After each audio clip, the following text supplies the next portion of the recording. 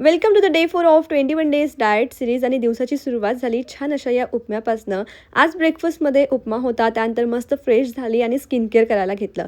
Skin केअरसाठी सध्या मी हे vitamin E toner use करते आहे. माझं complete morning skin care routine काय असतं, मी कुठले कुठले प्रोडक्ट्स यूज करते हे तुमच्याशी मी लवकरच शेअर करेल आणि तुम्हाला या प्रोडक्टची लिंक हवी असेल तर खाली कमेंट करा. आज जेवणामध्ये होतं भेंडी फ्राय, 2 फुलके, 1 वाटी वरण आणि भरपूर सारं सलाद. सगळं आवरून रोशन ऑफिससाठी रेडी झाला होता आणि आता बाबा ऑफिसला जात आहे म्हणून बाबांचा खूप लाड केला जातो, कारण आता दिवसभर बाबा दिसणार नाहीये. आणि माझ्यासोबतच रोशन सुद्धा डाएट फॉलो करतो आहे म्हणून त्याला मस्त इथे फुटाणे प्लस एक लाडू दिला होता स्नॅक्ससाठी. आता अनायाची नवीन बॉटल आली होती पार्सल आणि मग लगेच आमचं फ्लॅश मारणं सुरू होतं.